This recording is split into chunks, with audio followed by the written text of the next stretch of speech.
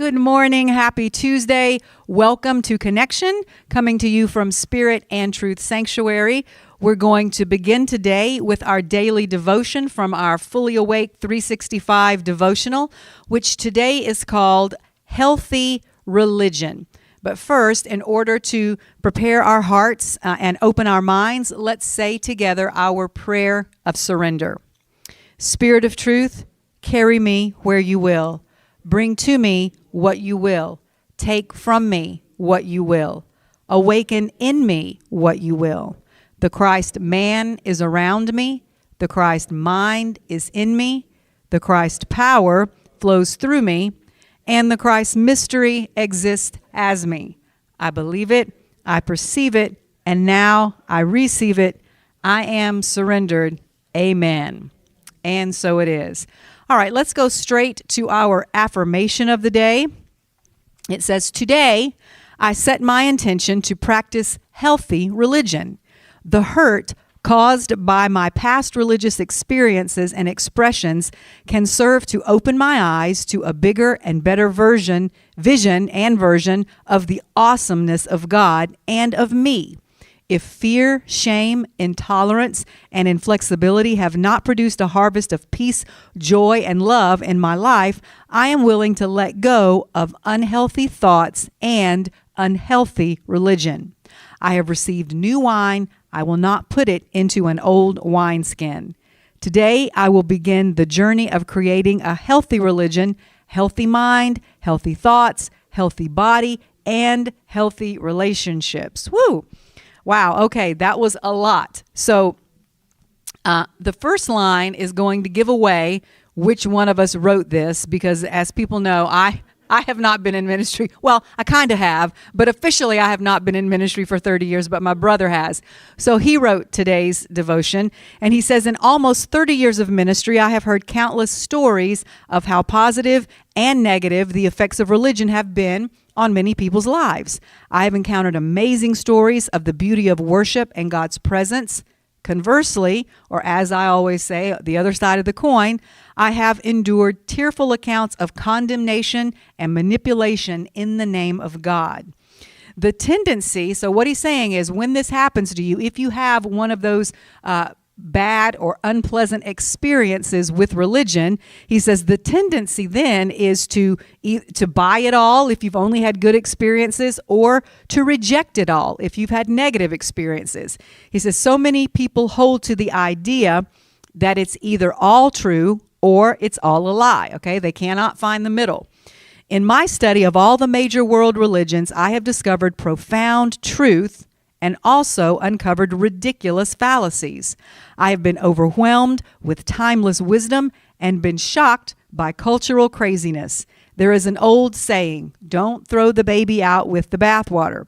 Seek to find a healthy balance where you are open to the truth contained in religion, but also vigilant and watchful not to be deceived by man's devising.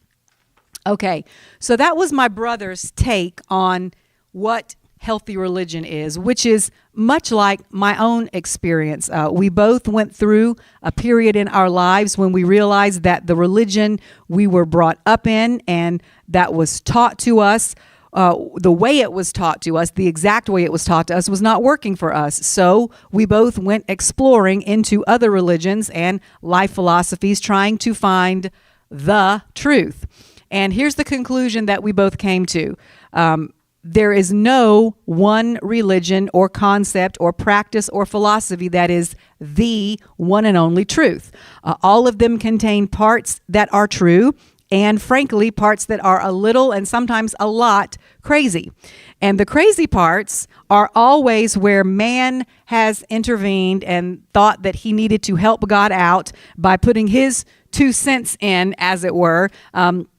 The example that we often give is that God gave Moses 10 commandments, and by the time he and the other religious leaders of his day got finished, it had turned into over 600 rules and regulations that people were expected to adhere to if they didn't want to be called an abomination in God's sight. And Then by the time Jesus came along, hundreds and hundreds of years later, the law had become so complicated and unwieldy and hard to follow that Jesus said, look, I'm going to make it real easy for you. I'm going to simplify all of this. There are only 2 commandments that matter. Number 1, love the Lord your God with all your heart, mind, and strength. And number 2, love your neighbor as you love yourself. On these 2, he said, hang all of the law and the prophets.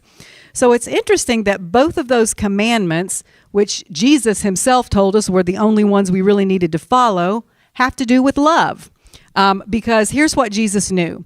If everyone would just live their lives according to those 2 commandments, those 2 laws, then there wouldn't be any need for any of the others. So we're going to say the prayer for today together in a moment, and there's a line in it that asks God to help us figure out what part of religion, of any religion, is healthy for us and which part is harmful. And all religions have both. It's our job to be able to distinguish between the 2. It's what we call rightly dividing. And that's also what we're going to be talking about in today's teaching. A big hint is you can tell if something is healthy or not by whether or not it is based on love. If there's any part of a religion that's not based on love and showing love to others and acting in a loving way to yourself or to others, then it's not healthy. That's just a good rule of thumb that Jesus himself set as the precedent. So let's end this devotion time this morning by reading our prayer together. Eternal God, today I purpose in my heart to practice healthy religion. I have been helped and hurt by religion. My soul is thirsty for a path that cultivates a spiritual awakening and an ever-expanding consciousness. Grant me the wisdom to receive what is healthy for me and bless me with discernment to know what is harmful. Amen.